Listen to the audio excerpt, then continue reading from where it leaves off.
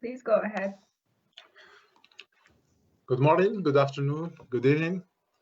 On behalf of my colleagues in the Paris Committee on Capacity Building, I would like to express our delight and appreciation to the distinguished participants inside the virtual room and to our broader community of capacity building enthusiasts following this session through the live stream.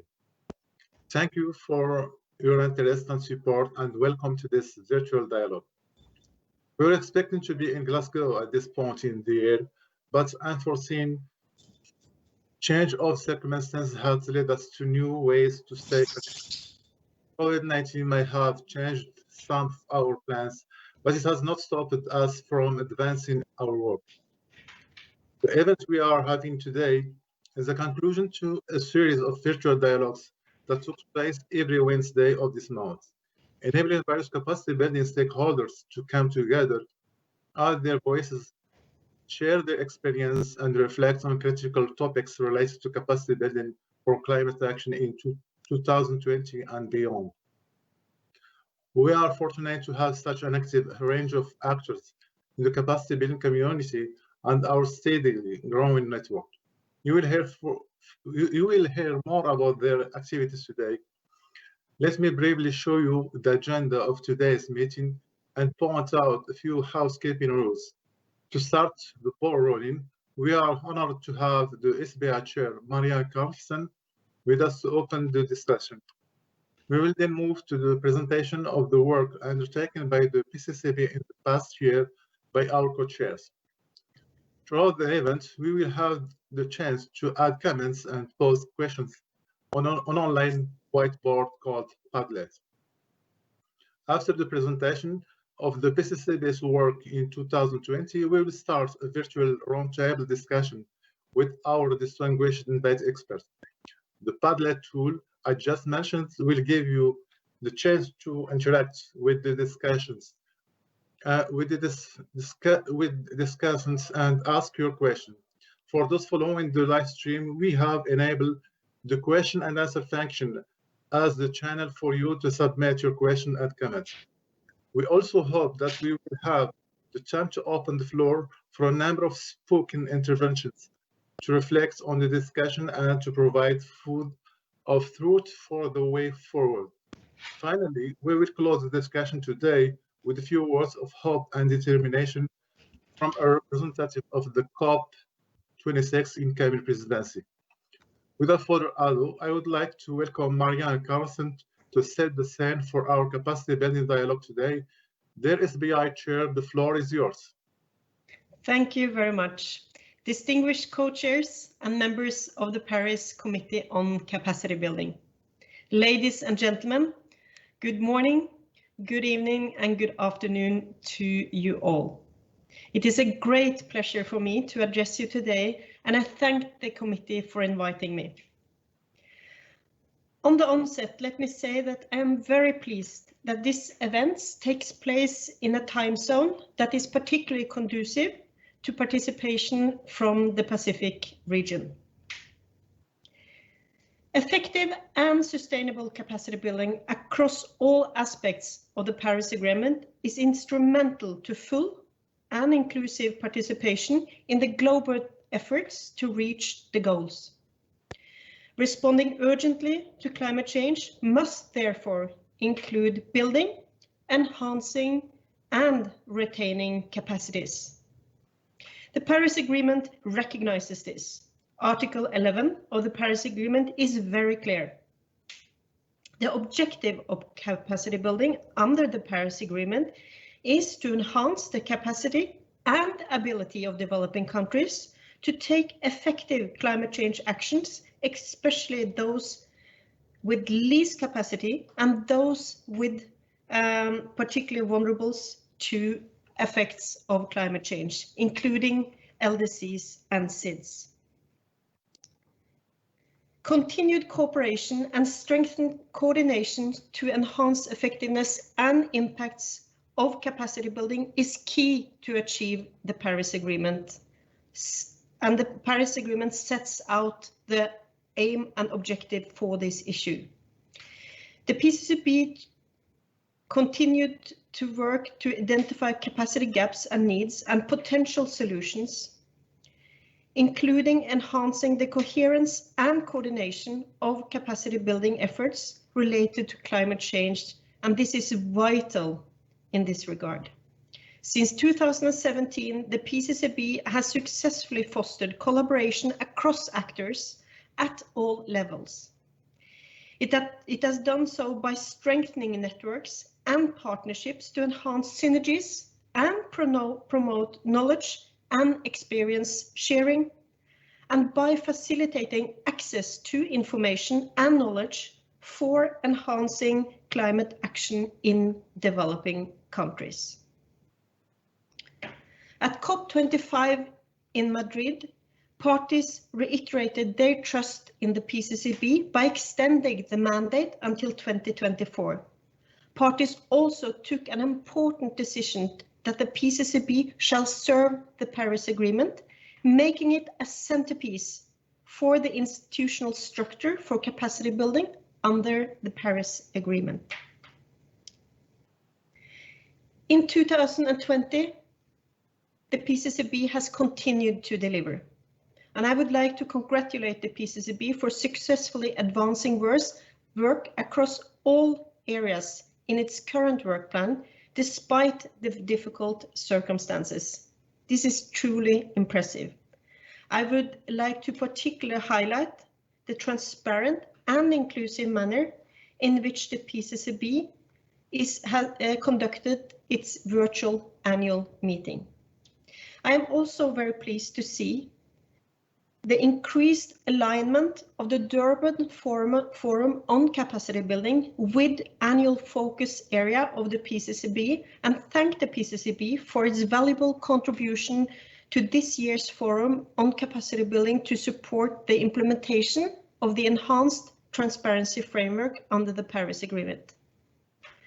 At today's event, beyond reflection on the work conducted in 2020, the PCCB has also invited excellent panelists to discuss ideas and sustainable pathways for the advancement of capacity building efforts in the time leading up to COP26. And with this, I would like to wish you an interesting insights and fruitful exchanges over the next 1.5 hours. Thank you. Thank you, Marianne, for your valuable remarks, which I think provide a great framing for the discussions we will be having at this event. I just want to mention that today we are joined by visual artists who will capture our outcomes of the discussion as we speak. We will see the outcome of their fantastic work at the end of the session. By convening this source of dialogue, we in the Paris Committee on Capacity Building hope to ensure inclusiveness and diversity in the discussion and capture many voices and views on the advancement of climate-related capacity building efforts from across sectors, regions, and institutions. To give you a better overview of the PCCB work in 2020, I would like to pass the floor to our co-chairs, Marzena Chodor and Yongxiang Zheng, to present the work the PCCB has done over the course of this year. Yongxiang, the floor is yours. Thank you, Abdelroni. Thank you very much. My co-chair, Marzena Chodor, and I would like to thank you and the SBL chair, Marianne Carsten, and our colleagues for their opening remarks, and join them to welcome you all today to this event. We are very much appreciating your interest in our work. Let me start by saying that, like anyone else in the UNFCCC process, 2020 has been a very challenging year for the PCCB, owing to the circumstances caused by the pandemic. We weren't able to engage the regional climate weeks as envisaged, and we weren't able to hold our annual meetings in person. We also had to postpone our third capacity building hub, which is our annual flagship activity, to 2021 due to the postponement of COP26. Nevertheless, we are pleased to report today that the PCCB Pccb had significantly advanced our work this year, despite the challenging circumstances. We should thank the modern technology, actually. As mentioned by the SBL chair, we hold a transparent and inclusive virtual annual meeting in June, where we receive a lot of valuable inputs from meeting observers. We also launched and started to implement our Pccb network in April. And we developed our second work plan, which will start in January and run till the end of 2024, when the COP will undertake the second review of our committee. In addition, we contributed to the pertinent discussions at the 9th Durban Forum on the capacity building in June. And as a replacement for our capacity building hub this year, we have been organizing a month-long virtual capacity building momento in November, which concludes with today's event. We have also successfully concluded a series of regional workshops this year. Mazina will talk about these activities in more details in a minute. Our committee has continued and strengthened other ongoing work too. For one example to mention here is the joint publication of a news bulletin on enhancing readiness and capacity building for adaptation finance together with the Adaptation Fund Board Secretary and the Cdkn. And another example is the collaboration with the Office of the UN High Commissioner for Human Rights on an online training to increasing the understanding of the linkage between human rights and the climate change. We are very happy to announce that this training will be published in early 2021. In our annual technique process report, you can find a complete overview of our activities during the September 2019 and August 2020, as well as our new work plan for the year 2021 to 24. This report is available on the UNFCCC website, and the document symbol is FCCC/SBI/2020/13. For the purpose of today's event, we have decided to present you a bit more in detail of our three activities that were in our focus this year across our three major work stream. Here I would like to pass the floor to my co-chair, Mazina, and she will give you the detailed information of this. So, Mazina, the floor is yours. Good morning, dear participants and colleagues. Thank you, Yongjiang, for taking the privilege to start this presentation, and I would like to continue by presenting the three key activities in detail. The key mandate of the Pccb is to identify capacity gaps and needs and potential solutions, including enhancing the coherence and coordination of climate-related capacity building efforts. In pursuit of this mission, and together with a range of excellent and committed partners, we organized the Capacity Building Knowledge to Action Days, a workshop series at the regional level. The first two Knowledge to Action Days, as we also call them, took place at 2019 UNFCCC Regional Climate Weeks in Asia Pacific and in Latin America and the Caribbean. The third workshop for the Africa region was held just last month virtually due to the ongoing pandemic. In addition to that, we also held a global workshop at COP last year. The key 2A series has contributed to shed some light on the importance of enhancing the capacity of researchers, policymakers, and civil society to better engage with one another. They brought together a diverse array of stakeholders, including national and local governments, universities, and research organizations and NGOs. The participants explored the ways in which knowledge and institutional barriers as well as research gaps and other capacity and skill deficits of all stakeholders may be weakening the science policy action interface at the national and regional levels, and just as importantly, what to do about it. The 10 organizing partners of the K2A days included a rich diversity of committed national, regional, and international institutions working in different regions towards the goal of raising everyone's climate ambitions. Through the exchange of subnational and national level experience and knowledge, the K2A days contributed to developing better understanding of what is required to ensure that the engagement of universities and research institutions, policymakers, and civil society organizations is more effective, constructive, and frequent.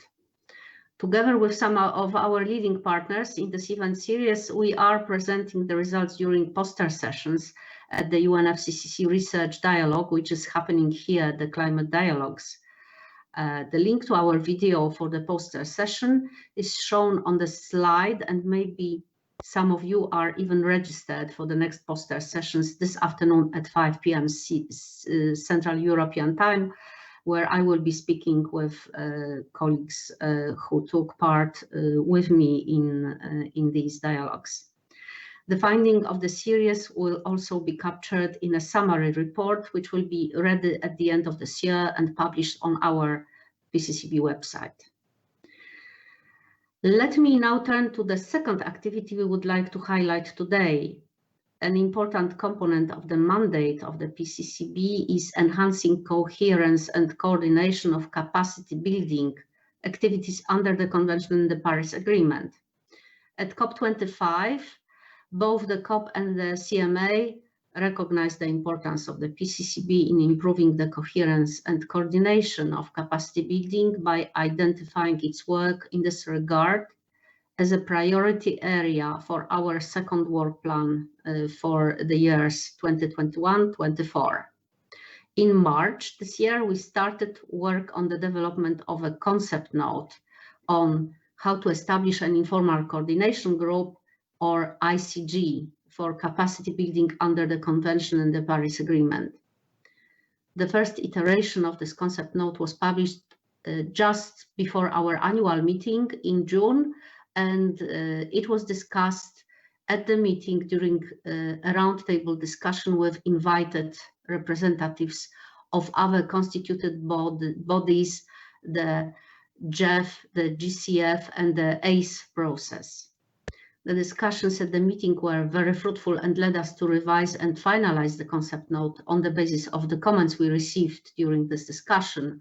And the final concept note is contained in the annex of our annual technical progress report, which is published already. Participants at the roundtable emphasized the need for a conducive space for relevant bodies to coordinate their capacity building efforts and jointly plan collaborative activities in order to materialize synergies and avoid duplication of efforts. This is where the ICG would come in. The purpose of establishing an ICG is to provide its members with the requested space for planning and coordination, and with better opportunities for collaborating and sharing information on members' capacity building efforts. Without going into too much detail, I would like to mention the following key aspects. Firstly, the ICG will be launched in early 2021 and will meet twice per year. That will be in conjunction with the Pccb meetings and also as part of the annual capacity building hub at the COPs. Our Pccb Working Group 1, which focuses on coherence and coordination, will be responsible for planning and implementing meetings of this group, liaising with group members, approving group activities, monitoring the work of the group, and reporting on the progress to the Pccb. The ICG will be open to Pccb focal points of other constituted bodies, the operating entities and relevant processes under the Convention and the Paris Agreement, or for those bodies or entities without a focal point, other nominated representatives. Initial work of the ICG will include the creation and regular updating of an overview of capacity building related elements and activities across agreed work plans of the constituted bodies, including a calendar of relevant events, and linked to that, the identification of common areas of interest and potential opportunities for synergy. We really look forward to launching this work, and we will soon start to liaise with the respective focal points of other bodies, entities, and processes. And now let me turn to the Pccb network. While the ICG is targeted specifically at bodies and processes directly under the Convention and the Paris Agreement, our committee has also made a big step towards collaborating with bodies and stakeholders outside the Convention who are engaged in climate-related capacity building efforts. Following our open stakeholder consultation on establishing a Pccb network at COP25, we successfully launched our network in April this year. The Pccb network is a voluntary association of interested stakeholders engaged in climate-related capacity building. The goal of the network is to foster synergies and enhance coherence and coordination in capacity building efforts for climate action. The network is a key activity in our new work plan for 2021 to 24 under the priority area of awareness raising, knowledge and information sharing, and stakeholder engagement. The activities of the Pccb network are driven by its members, with the Pccb functioning primarily as an enabler, effectively bringing stakeholders together. We also gather and disseminate knowledge and information from network activities through our communication channels and feed key findings or recommendations into the UNFCCC process. We are delighted that over 200 organizations, initiatives, and companies from across more than 75 countries since the launch of the network have become members of the network. You find some interesting statistics on our members projected on this slide. The inaugural meeting of the Pccb network took place virtually in June this year, immediately after our official Pccb meeting. The outcomes of the meeting were captured in a video summary and the summary report that are both available on the Pccb network website. The activities of the network are aligned with the work areas of the Pccb and can currently be categorized under three main themes: technical exchange and peer learning, outreach and communications, and networking and engagement.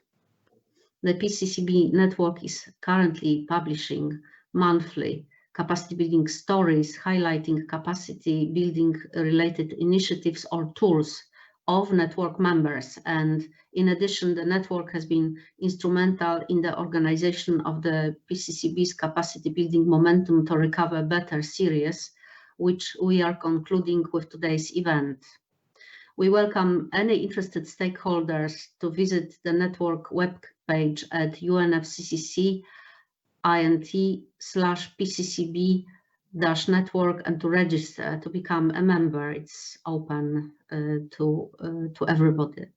With this, I will give the floor back to Zhongzhang to conclude the presentation with a short outlook on our work next year, including opportunities for you to engage with our committee. Thank you. Yongyang, it's over to you. Thank you, Mazina. Yeah, with the initiation of our new work plan for the years 2021 to 2024 in January, we certainly will have another busy and exciting year ahead of us. We encourage your participation in the next meeting of the PCCB, tentatively scheduled in May or June next year.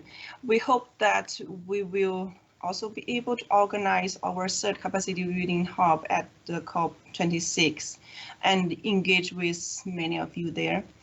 At our last annual meeting in June, the Pccb already agreed that our new focus area for 2021, which we will be building capacity to facilitate coherent implementation of the NDCs in the context of national development plans. In the coming weeks, we will be launching a call for submissions from parties and non-party stakeholders on our new focus area. We will have 2 additional calls for submissions to be launched early next year. One call is on the existing tools and methodologies for implementing capacity building activities that enable countries to achieve the long-term goals of the Paris Agreement. And the other one is called is on experience, good practices, and lessons learned related to enhancing the ownership of the developing country of building and maintaining capacity. We will also be working on a toolkit to support the assessment of capacity building gaps and needs relating to the implementation of the Paris Agreement. And will, in this context, engage with relevant stakeholders to seek input or feedback from them. We also hope to continue our engagement at the regional level. Hope the pandemic will over in future and as soon as possible. So as our new work plan ideally at the regional climate weeks, at this have proven to be a great venue for us to engage with regional stakeholders. We also especially look forward to working with other constituent bodies, the operating entities, and the AC process through the new informal contact group. And the last but not the least, the Pccb network will, of course, also stay active, and there will be a great opportunities for members to engage. So thank you very much and for your interest and attention. And now I will head back to Abdurrani now to announce the next segment. Abdurrani. Thank you, Yongzheng and Mardena, for the overview of work. I invite you all to take a look at the annual technical progress report for further details. If you have any questions or comments for the co-chairs, please use the link provided in the chat to submit your question on the Padlet board. We recommend you to use the Google Chrome browser for best user experience and keep the link open, as we will also be using it to capture your inputs and questions during the roundtable discussion. For those watching the event via live stream, please use the question and answer function to submit your questions. Our colleagues will capture your inputs and we will address them to the extent possible during the open discussion. With that, I would like to move to the next agenda item, a roundtable discussion to which we have invited a number of our key stakeholders at the national, regional, and intergovernmental levels. I would like to invite my dear colleague Roberta Ayana to take over the moderation of this interesting discussion. Roberta, the floor is yours. Thank you, Abdelrani, and greetings to all.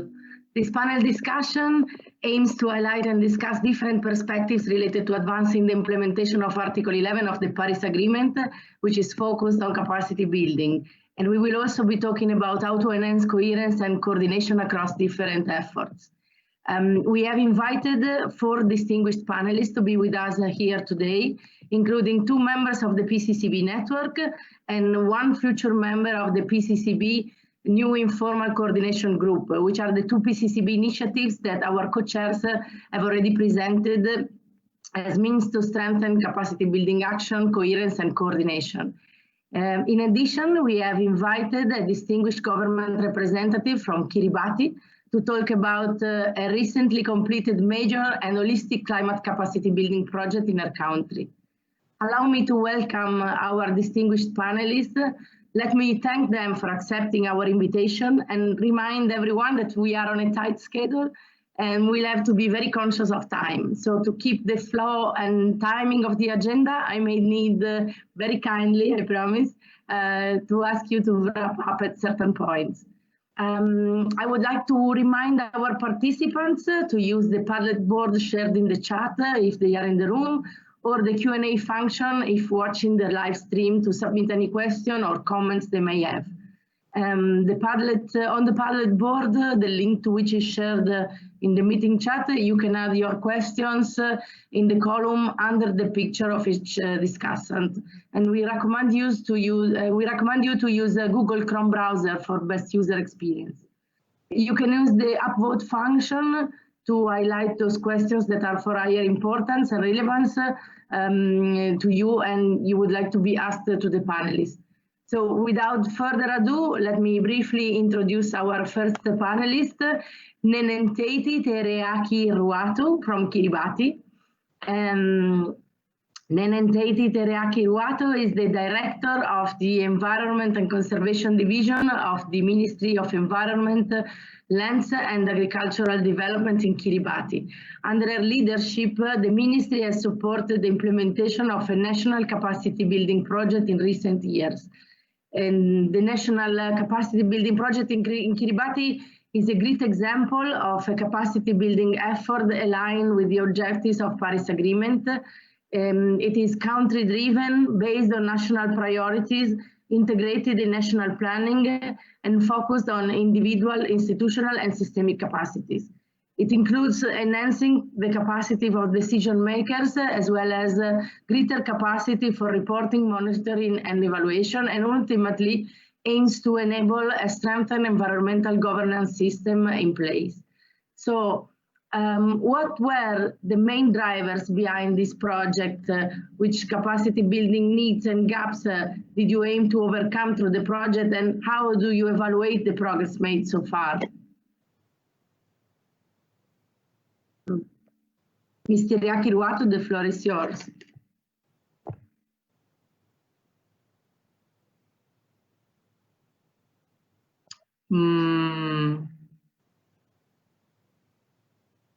If there are any technical problems with the speaker, I might go already to our next speaker, who is Mr. Espen Ronnesberg. Espen is a climate change advisor in the Secretariat of the Pacific Regional Environment Program. Having been involved in climate change negotiation from 1992, Espen has worked on several practical climate change related projects in Marshall Islands and Maldives and provided advice to the small developing states on climate change and sustainable development. So the Secretariat of the Pacific Regional Environment Program is the region's key intergovernmental organization for environment and sustainable development, and is mandated to promote cooperation in the Pacific region. So I would like to ask Espen, how do you ensure coherence and coordination in climate-related capacity building efforts across the region, given the diverse landscape of climate actors present in the region? Talofa and good evening from Samoa. Well, we have a well-established network of climate change professionals, both within countries and with regional organizations. And for the purposes of the UNFCCC, we have a dedicated team consisting of SPREP, the Pacific Island Forum, which is a political organization, the Pacific Community on Science, Research and Implementation, the Foreign Fisheries Agency, the University of the South Pacific, and with support from UNEP and UNDP. So we network through regular meetings, special events, and email discussions around new and existing initiatives. There are also ongoing efforts to ensure widespread information sharing on capacity building opportunities in the region, for example, through lists of emails, newsletters, and postings on agency websites. Now, SPREP is also the host of the Pacific Climate Change Center, which is a shared resource for the region on knowledge management, knowledge brokerage, training, and capacity building. So we share a calendar of training with focal points and sector experts, and also work with partners to deliver appropriate training. For example, the recent fisheries ministers meeting requested that specific training on climate change finance be provided to fisheries officials in 2021.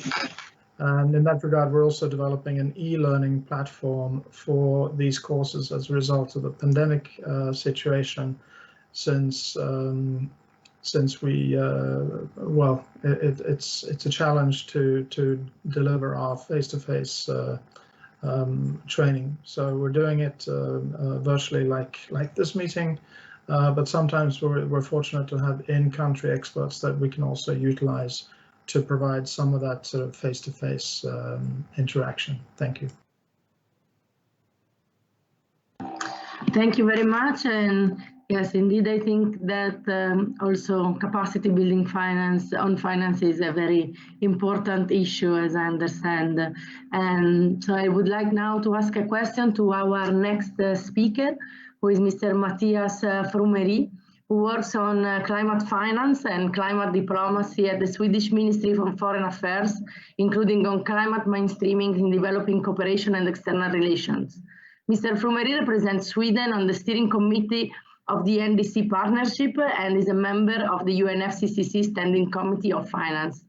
And as you know, the Pccb is in the process of establishing an informal coordination group for capacity building under the Convention and the Paris Agreement as a dedicated space for coordination and joint planning for representative of constituent bodies, operating entities, and the financial mechanism and relevant convention processes such as ACE.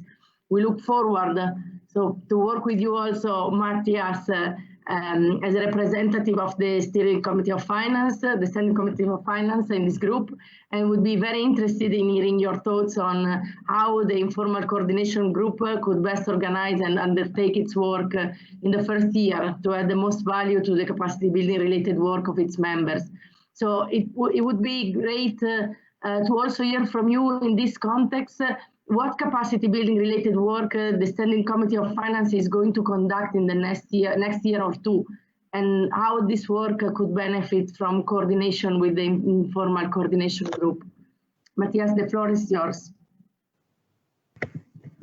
Thanks, Roberta, and greetings from Stockholm to you all. Happy to be with you. Just initially to say that the SCF does not conduct capacity building work in itself, but hopefully the products that we deliver can strengthen capacity in developing countries. So just let me mention a few of those that we're working with.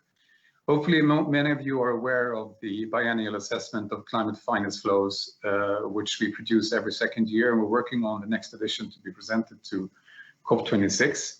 One of the lessons there, I would think personally at least, is sort of the value and importance of integrating climate action in national budget and planning processes. And I think that also sort of speaks to one of your priority areas for 2021 on the sort of the interlinkages between NDCs and national development plans. I think sort of that we seem to be working in the same direction there. Another product is the annual Scf Forum, which where we gather various experts on climate finance. And we're working now to produce next year's forum on the theme of nature-based solutions. So there's also that sort of a space to provide an exchange experience of working on various issues related to climate finance. A third product is the guidance for the financial mechanism, which we support the COP in developing each year. And obviously, capacity building is a key element of the work of both the GEF and the GCF. And maybe on a side note here, I think it's just me speaking from a more sort of Swedish perspective, we aim to integrate capacity building in all our development projects. So, you know, whatever kind of development project we do, we try to achieve a capacity building element in those projects. So in order to sort of to strengthen capacity in whatever kind of development efforts we do. And the last product I'd like to mention is the new mandate we received from COP24 to develop a report on the determination of needs of developing countries in implementing the Convention and the Paris Agreement. And hopefully that report as well will support efforts to increase capacity in understanding needs and how how to better formulate those needs. And I think that also seems to speak to the toolkit you will be developing within the framework of the PCCB in supporting the sort of assessment of gaps and needs in developing countries. And maybe just as a final point as well, we're also working to increase stakeholder engagement within the SCF. And I mean, this is one way of doing that, by participating in meetings of the other constituted bodies. And I think the PCCB network, which you just described, is a good example of that kind of stakeholder engagement, how you can sort of reach out to other actors, both within and outside the UNFCCC process. So we look forward from the SCF side to be participating in your new ICG, and we really welcome this kind of new informal coordination mechanism, so we can share experience between the constituted bodies and support each other in sort of strengthening climate action globally. Thanks. Thank you very much, Matthias. And yes, indeed, I think stakeholder engagement is fundamental, and we really hope the ICG will be a very successful example of sharing of knowledge among representative of constituent bodies in order to help each other. And let me now pass to the our last speaker, who is Mr. Shinaz Musa, the director of the Climate Development and Knowledge Network, which has a great focus on shifting the leadership of climate action to the Global South. When it comes to knowledge cooperation and peer learning for climate action, who are the key stakeholders you engage with, and how do you navigate and facilitate the interaction between state and non-state actors when it comes to capacity building on the ground? And have there been any important lesson learned from your work this year under the difficult circumstances brought by the pandemic? These are my questions for you, and thank you very much. I give you the floor. Yeah, thank you, Roberta. And I'm very grateful to be offered this opportunity to just give you some lessons from Cdkn on our capacity building approach. So for the Climate and Development Knowledge Network, capacity building is something that's cross-cutting through all the pillars of our work. We've, over the last few months, particularly during the COVID pandemic, needed to shift the way we operate from face-to-face to virtual. And a lot of the learnings we've realized is that, first of all, you need very strong relationships to be able to do this. So we've learned that the manner and frequency and the time period of your engagements is more important than actually the information being shared, and that it's also very important to be using local champions for capacity building. Another very, very clear lesson from our work is that there's rich capacity in the Global South, in that a lot of Southern experts have the knowledge, the expertise, the relationships, and can lead the capacity building efforts. But because they don't have access to the international conferences and networks, this often doesn't happen. What the shift to the virtual space has done for us is to bring this to the fore, because a lot of these the expertise can now be on the global stage for capacity building. We've also realized that not one size fits all, that you need to be very clear on your context. You need to be able to ask for advice, and you should also have a diverse team involved in your capacity building to ensure that you checked your facts, etc. So you don't make big blunders. And then I think very importantly, a big lesson is that capacity building is a process. It's not a once-off event or training, because that often doesn't allow for a depth of knowledge and collaboration and trust building. So your capacity building should always be embedded within an existing process, because that then leads to sustainability of it all. And then lastly, And very importantly is that any capacity building interventions need to be demand-led and co-produced. So you need to identify areas of interest with government, etc. And this is what makes it then important, because you have your vertical integration and you're co-developing and co-producing the capacity building solutions. Thank you, because I think I'm almost going over my time. So thank you, Roberto, for the opportunity. Thank you very much, Shinaz. And indeed, I think that also the component, as you were mentioning about the country-driven capacity building, as well as the capacity building being really a process, is a critical issue here. So let me now go back to Matthias then and ask him, given that the CMA agreed that PCCB should also serve the Paris Agreement, and Article 11 of the agreement stipulates that capacity building under the agreement should enhance the capacity and ability of developing country parties, in particular countries with the least capacities and those that are particularly vulnerable to the adverse effect of climate change, to take effective climate change action, and should also facilitate access to climate finance. So Matthias, we would be keen to hear your views on how capacity building efforts, particularly those under the Convention Paris Agreement, could best contribute to enhance access to climate finance. And what should be the focus in order to ensure that particularly those countries with the least capacity or most vulnerable can easily access climate finance? Are there any best practices or lessons learned from work related to the SCF that the PCCB should look into and promote and disseminate further? Thanks, Robert. I think the previous speaker highlighted a couple of important points on sort of making sure that this is the capacity building is a process and that is demand driven. And then, of course, every country needs to find its own way of sort of how to structure that, which suits its national conditions and needs.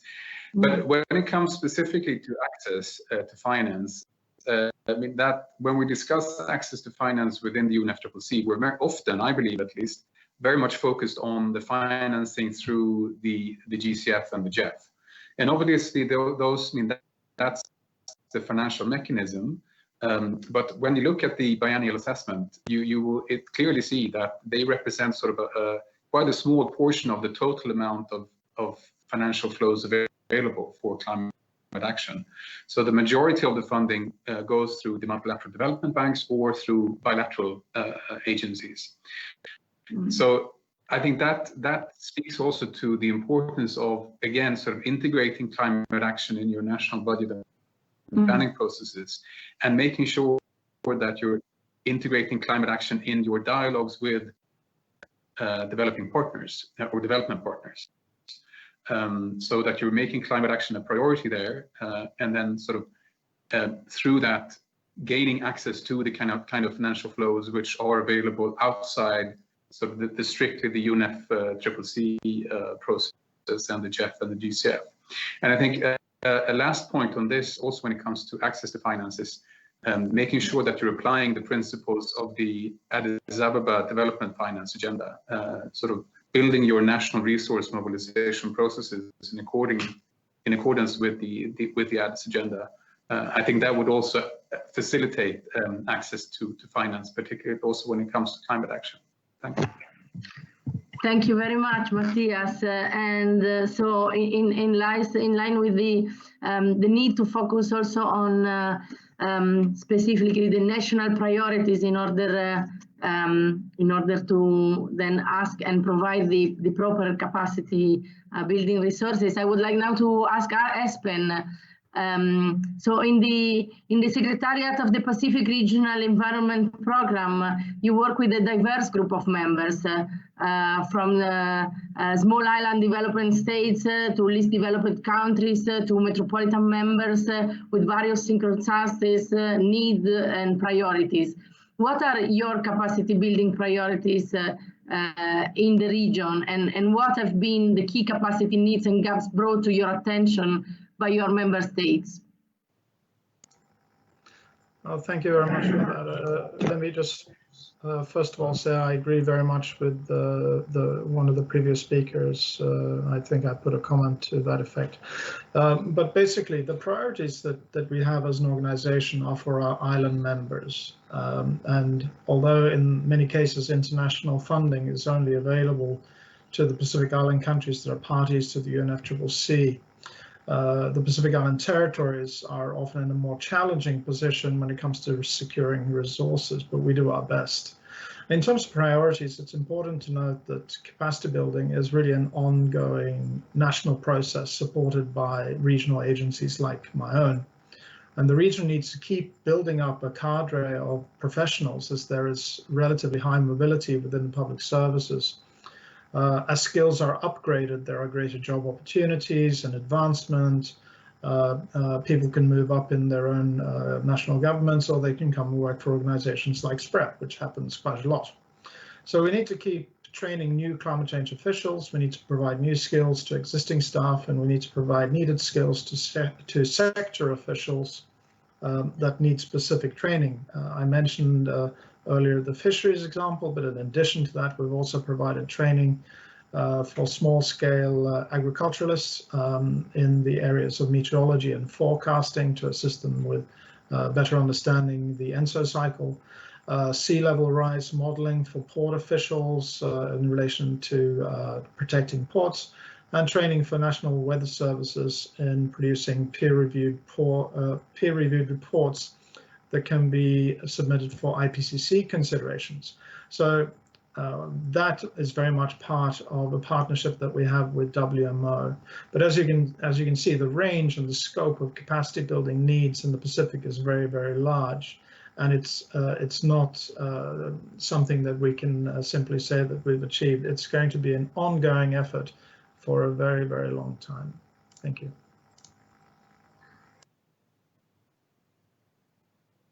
Thank you very much, Espen. And now, so conscious of time, I would like to ask the Secretariat, I would like to ask Simone if there are any questions received for each panelist, and if she can ask those questions to the panelists for them to respond. And they will have 2-3 minutes each to respond. Thank you very much. So Simone, I give you the floor. Thank you very much, Roberta. Yes, we start receiving questions both through the Padlet and through the Q&A panel of those watching the broadcast. And let me share with you, let me start by sharing a question for Shenaz. There's a question for you, Shenaz, on whether you have a short list of best case examples from Cdkn's collaborative work with LDCs.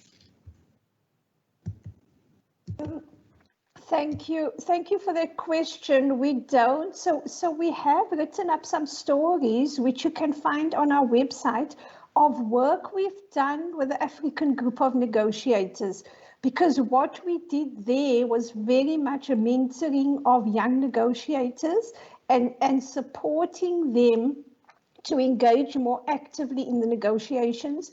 We've also in the past provided technical assistance to the negotiators, the Africa group, not particularly the LDC. And this can all be found on www.cdkn.org. And if you'd like to engage further, please email us on the information and we can have a conversation about this. Thank you, Simone. Thank you a lot, Shenaz. I see I have 2 questions here also for Matthias from the SCF. There's one question to you, Matthias, from Natalia Stranatko from Ukraine, and she's thanking you for your speech and the work for presenting the work for 2021. She refers to the annual forum related to climate finance that you've referred to in your remarks, which will be held in 2021, and is asking if you can tell the approximate time and how it will be possible to participate in this forum. And then We do have a second question from our Q&A from our broadcast viewers, from a viewer called Maha Abu Muwais. He is saying, oh yeah, this is more in the form of a comment. He's saying that from his experience in engagement in reporting support received, the most important part he believes is the need to raise the capacity as a developing country in reporting support received. This is what I have received in your direction, and if you could perhaps respond to the question on the forum next year. Thank you, Matthias.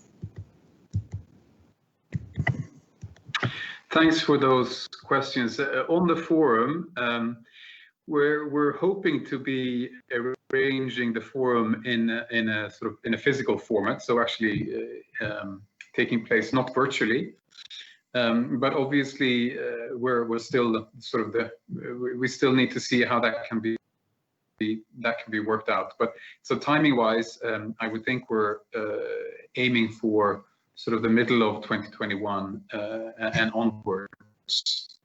As for participation, I would think it would be open for participation for those interested. So we will have, once we have the time set, there will be information available on the UNFCCC website. And I think normally the Secretariat would also send out information to parties and non-parties on the timing and the place of the forum, as well as sort of the program and so forth. So keep an eye open on the UNFCCC website, and you'll see more information on the forum. And on the second comment, yes, I would definitely agree on the importance of capacity building also when it comes to reporting, so we can sort of strengthen those kind of structures within national administrations to make sure that we're developing those and being able to report according to what we've agreed to within the UNFCCC process. Thanks.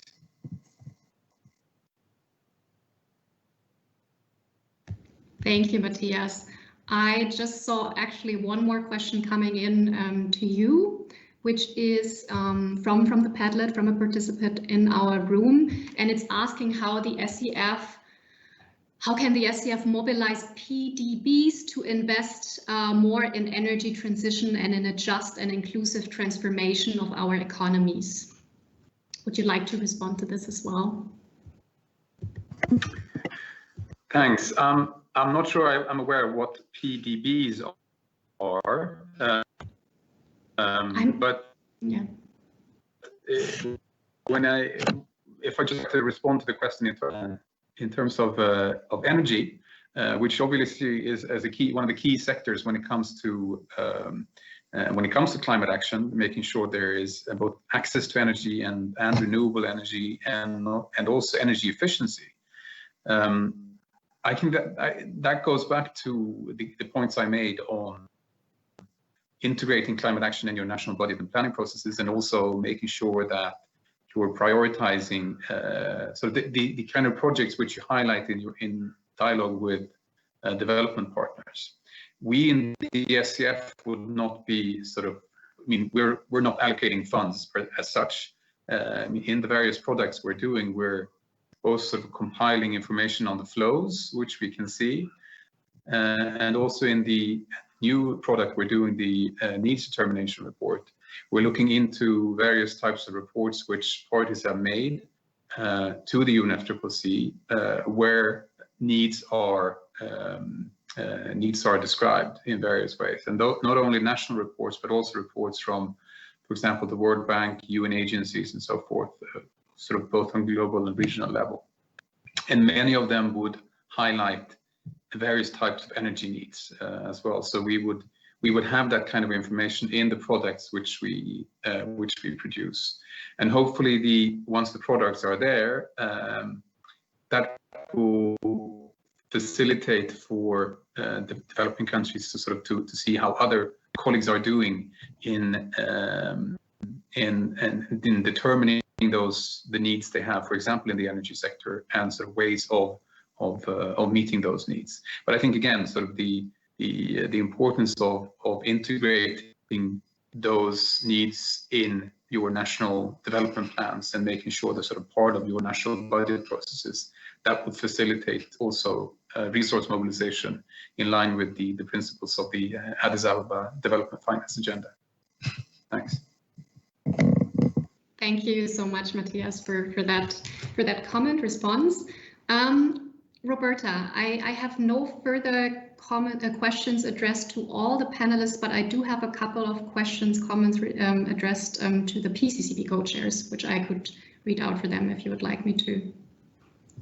Yes, please. Thank you. So for the PCCB co-chairs, there is a question on related to the NDC update experience and how the PCCB plans in 2021 to engage with parties regarding their experience on updating their NDCs, for instance, on what worked, what did not work, what are the key needs and gaps.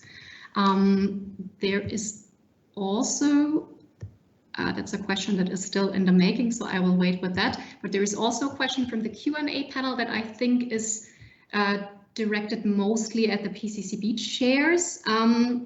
It's from Marceline Lalason from Madagascar, and she is asking if there are any criteria for the themes of capacity building that's approved by the PCCB or any priority, or whether all themes related to capacity building are eligible. I assume that is meant in the sense, does the PCCB sort of in its work cover all different themes related to capacity building or only specific ones? So let me check back on the one further comment we have here.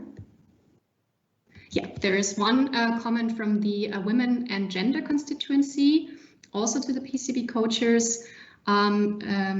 The representative of that constituency would like to congratulate and thank the PCCB for the great and diverse tools, meetings and platforms created. And the question is on how can the PCCB engage more actively with constituencies, as we are seeing that grassroots are faced with major challenges and reduced rights. So with these questions to the PCB co-chairs, I hand back to you and Roberta. Thank you. Thank you very much, Simone. And so I would like to ask myself one more question to our speakers. And starting from Shinaz, as we had the pleasure of working with the Cdkn team quite frequently under the umbrella of the Pccb network over the past year. And Cdkn has kindly offered its platform to support dissemination of knowledge products and capacity building related updates and information. So I want to thank you on behalf of the PCCB, first of all.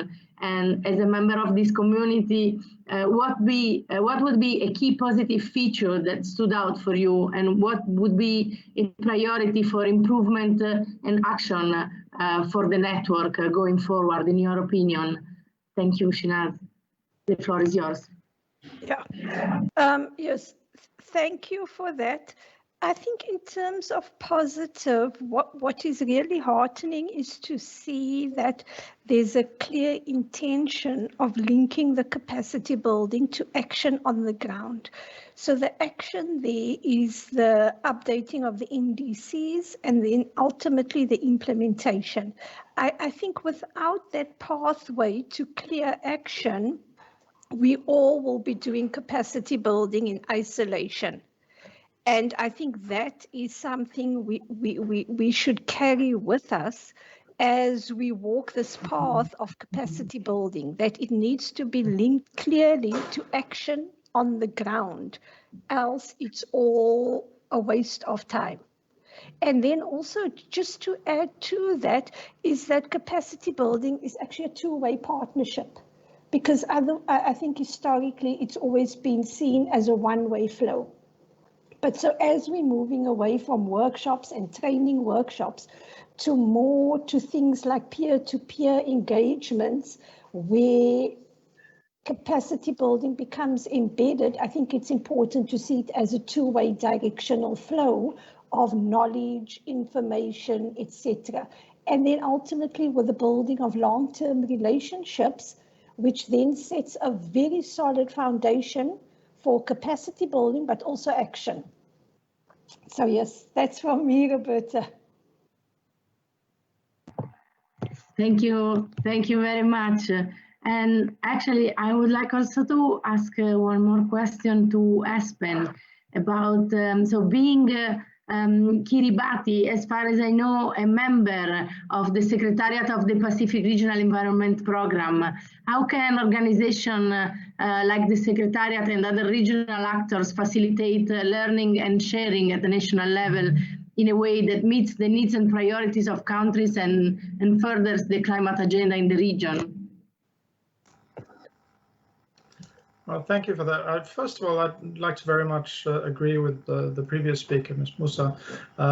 We very much see this peer-to-peer learning, but also the sort of vertical learning, whereby the more experienced negotiators, the more experienced technicians are helping the more junior professionals coming in.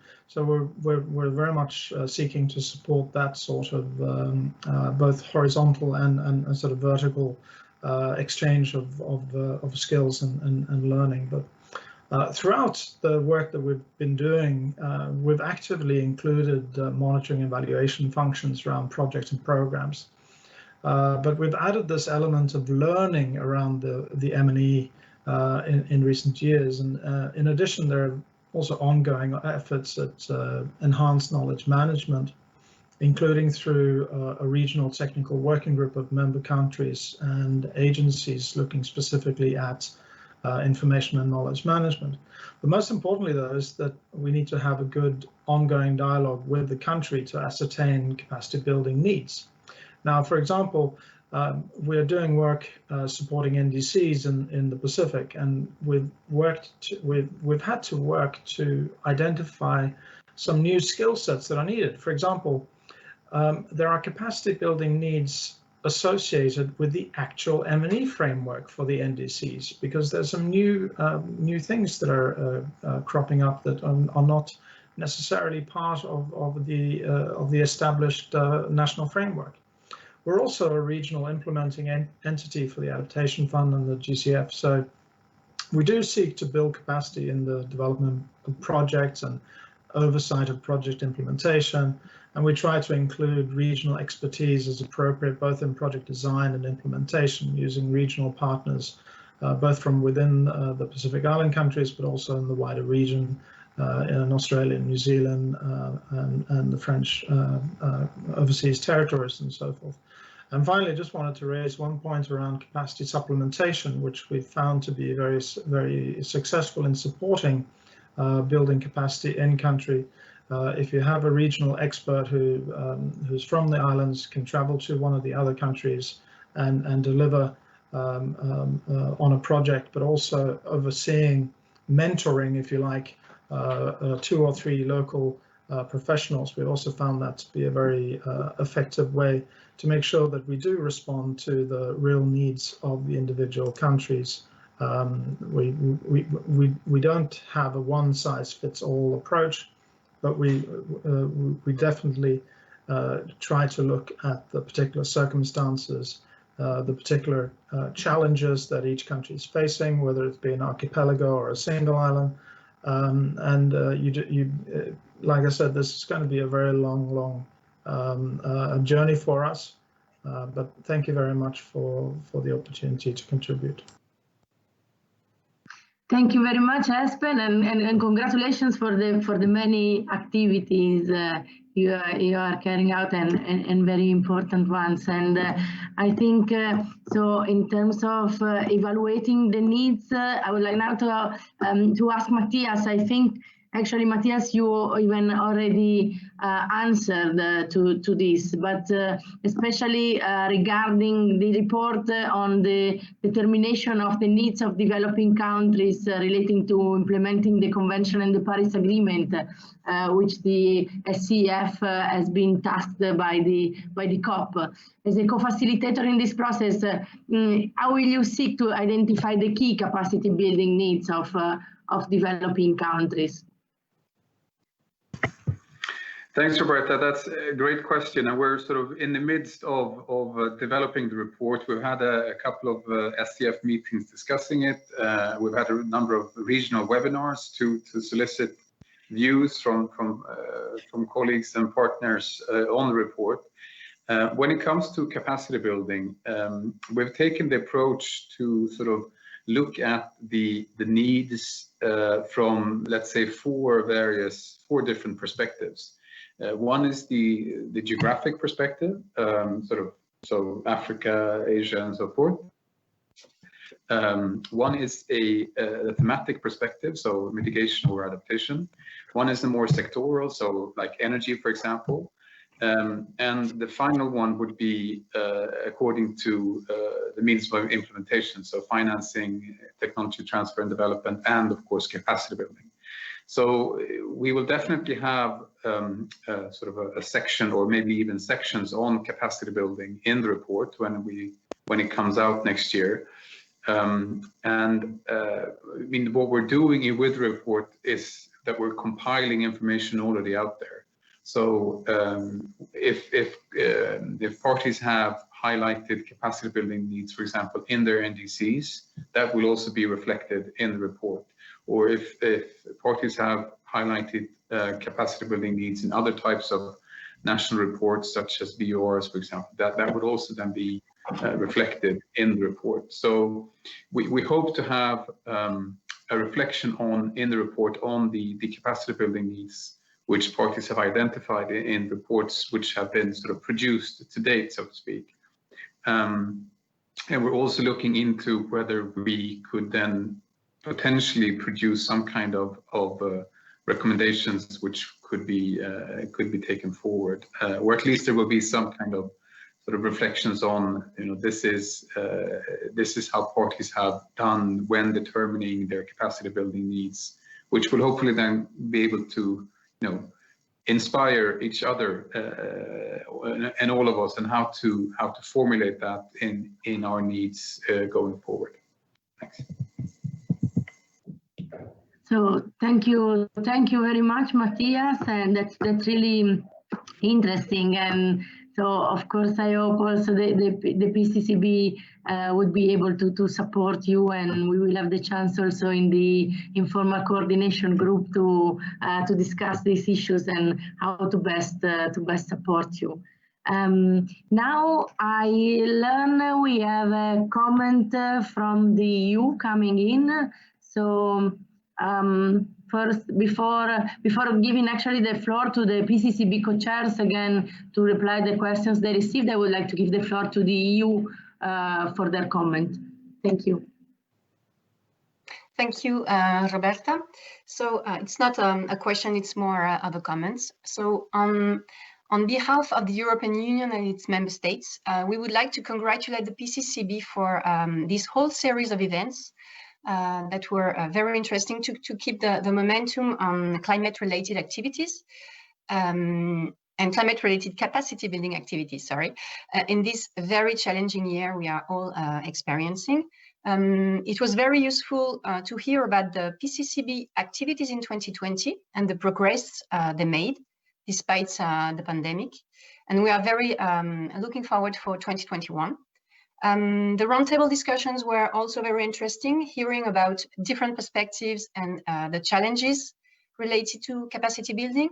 The roundtable discussions actually completely fall under the first priority of the PCCB that was decided at COP25, which is to enhance coherence and coordination of capacity building activities, including through engagement of actors within and outside the UNFCCC process. And in this regard, we also welcome the establishment of the Pccb Network, So thank you, and thank you again to the PCCB and the Pccb Network for all these events. Over to you.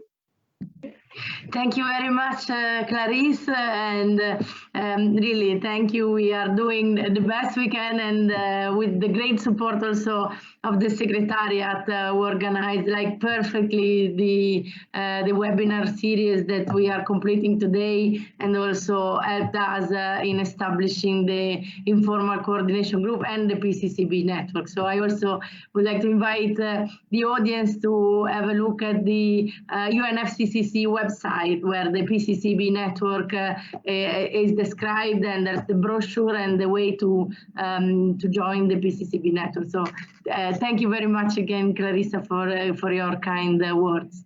And now I know there were also some questions for our PCCB co-chairs. So I don't know whether I can ask Simone to repeat the questions, or whether Yongxiang and Marzena are already ready to reply those questions. So yeah, maybe. Okay. Thank you. We are just rushing. I don't know. I'm quite happy to answer the first question, which was maybe because with regard to the work we are doing on NDCs, we've just recently had an event on the 18th of November as part of our Recover Better program for the PCCB network, and I think that I can draw on that example to point out that we are still continuing working on this topic, since I'd like to remind everyone that it was the guiding theme of our work of the first capacity building work plan after the PCCB was set up and initiated its work in the first period. So from 2017 until 2020, the PCCB decided that the focal theme of all the activities will be capacity building activities for the implementation of the nationally determined contributions. And of course, we have been going across various areas which were constituting our work plan, and there were 9 of them. I don't know whether I should really go into the details, but of course we were returning to this topic also in our capacity building hubs, and also through the pilot projects that we were conducting through our members that were looking at good practices, challenges, experiences, and lessons learned in their own countries. And since that, I think we were trying also by liaising with our partners, and for example, with the UNDP, we were focusing on transparency issues, which are extremely important in terms of capacity building for the implementation of NDCs. But going back to the event that we had on the 18th November, I think that it will be very important to look at this link between recovering from the COVID pandemic and enhancing NDC capacities and availability of resources, especially as countries are in varying degree ready to submit their enhanced NDCs by the end of 2020, and still there is a lot of work going on. So we discussed what were and are the capacity building in countries that have submitted or are in the process of revisiting their NDCs, what support they received, and what support or way of support that they would have liked to have received, but it was not available to them. What were the lessons they learned, and what type of support is needed to ensure sufficient capacities have been built and retained in countries to facilitate also future NDCs revision processes.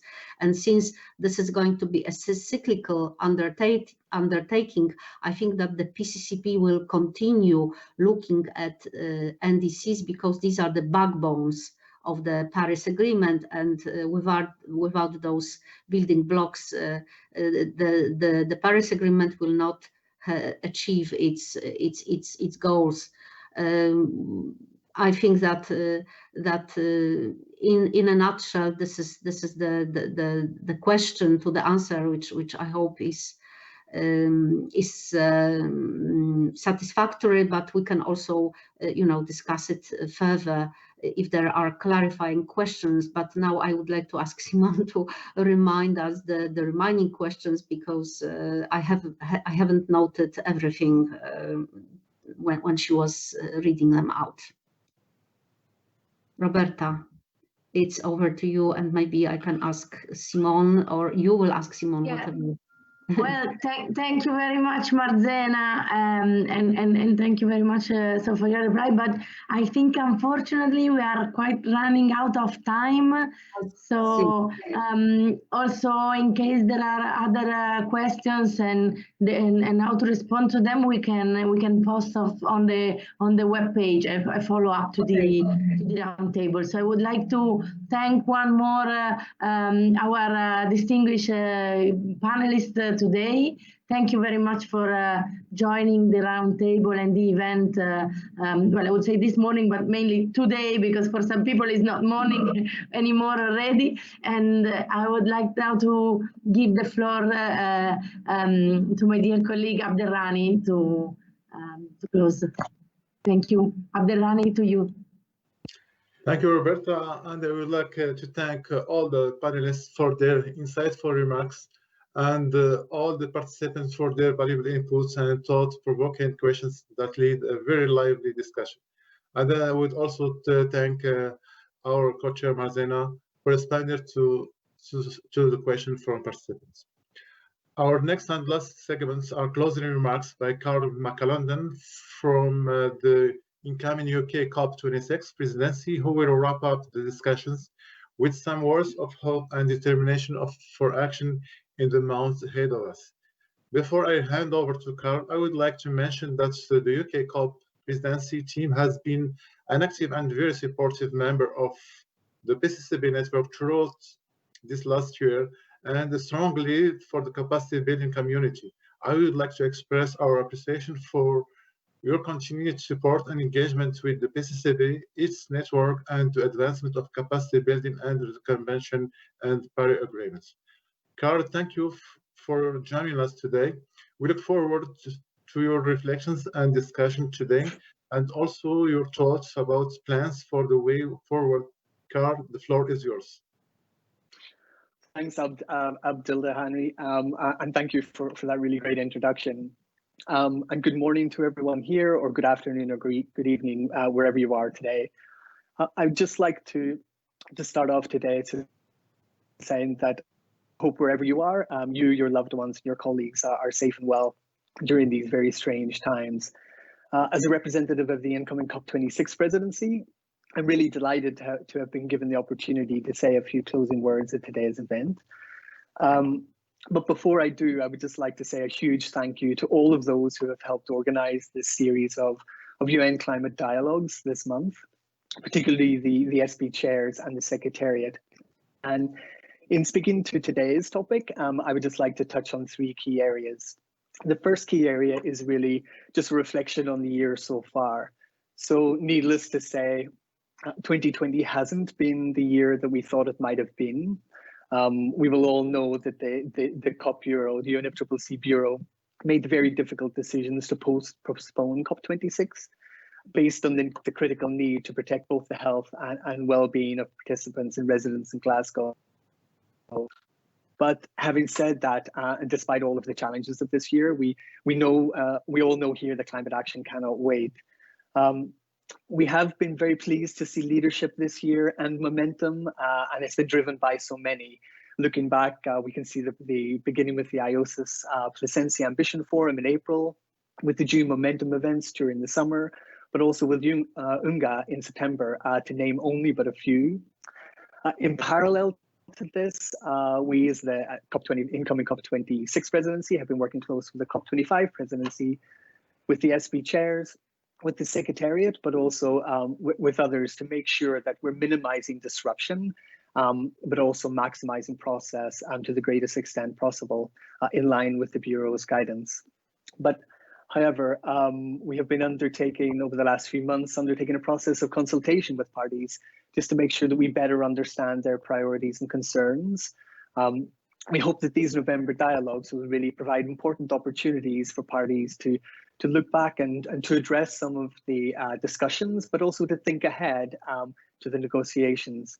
We do, however, recognize that these virtual events cannot substitute the more formal negotiations.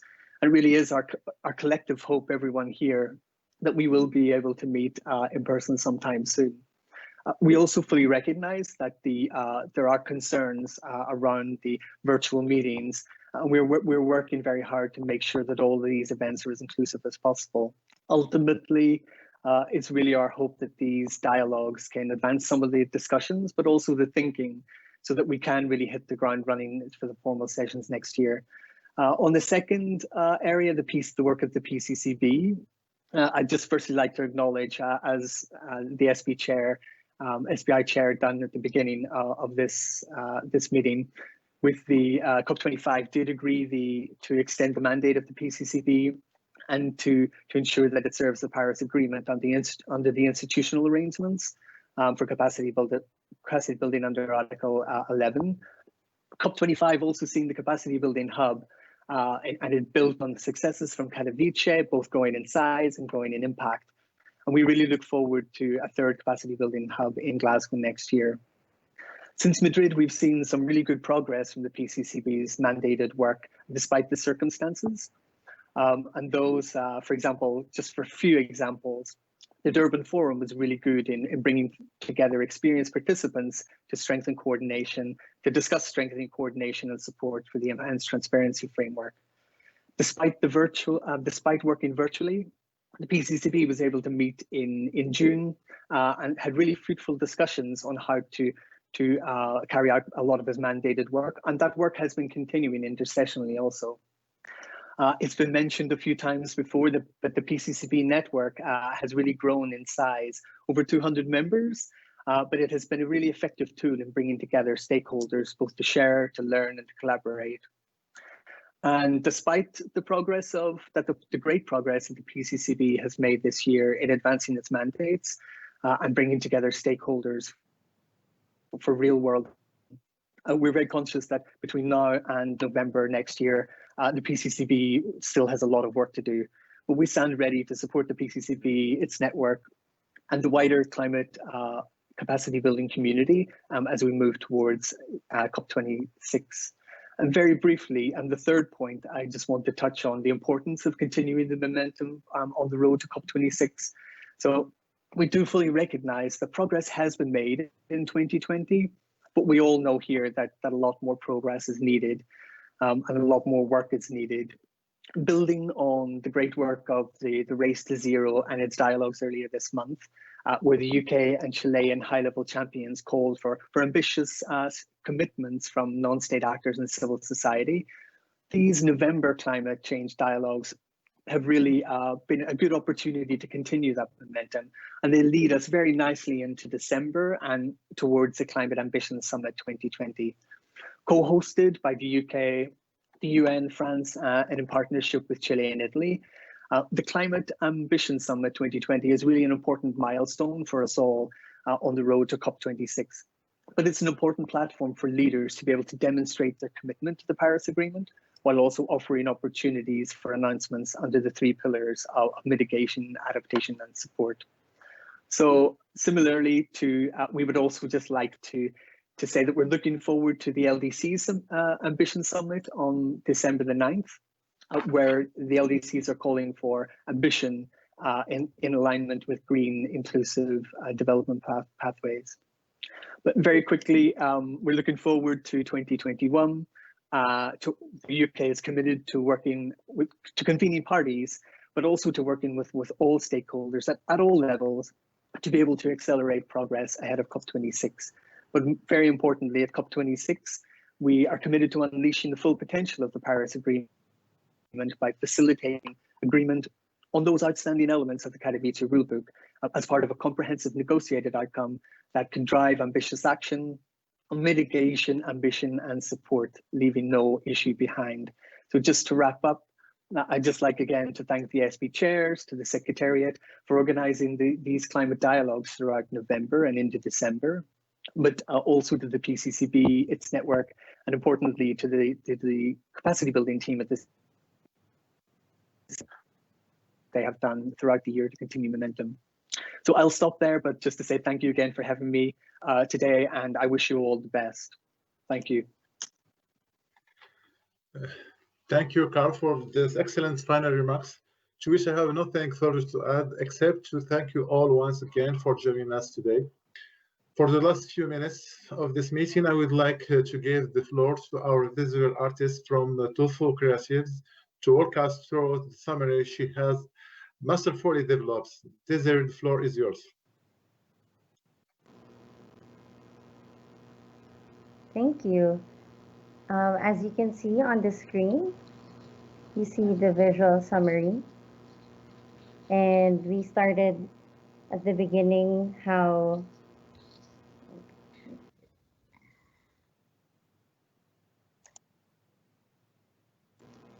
So we see at the beginning statements how COVID-19 has changed our plans, but it hasn't stopped us from advancing our work, and how this is a space to add your voice, share, and reflect, and how this has been the centerpiece for institutional structure. And she commended how it's good that there has been alignment on the Durban Forum, and how this platform has been used to strengthen networks and partnerships. And as for the annual technical progress report, essentially we have the report on knowledge to action days, informal coordination group, the Pccb Network, and having a transparent and inclusive virtual meeting. And then for 2021, we see the major focus areas on having NDCs integrated with national development plans, which has been iterated quite a lot in this meeting, and the development of a toolkit, and having a CB hub at COP26. And as for our panelists, we see here on finance access, how it's really essential to integrate climate action into national development plans, and how strong relationships are really important for this shift that we have experienced this year, and that capacity building is a process. There is no one-size-fits-all solution, and the local champions can really facilitate us through all these changes, and how capacity building should be demand-led and co-produced. And also how trainings on climate finance have been really essential, and this is an ongoing effort over time, and we have a long journey ahead of us. And then on the Q&A section, there was an answer on linking capacity building to action on the ground, and how vertical and horizontal exchanges are both essential. And in the closing, how climate action cannot wait, and we can use this process to minimize disruption and maximize the process, and how we can use this to look back and think ahead. So it has been indeed like an insightful and fruitful exchange with everyone. Thank you very much.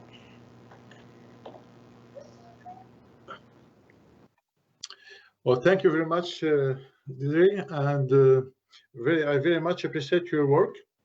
So thanks, and thank you for joining us today. Please complete the survey shared in the chat box to share your valuable inputs with us. We hope to stay in touch throughout the various means and ways we have discussed today, and wish everyone a pleasant morning, afternoon, or night. Thank you to all of you.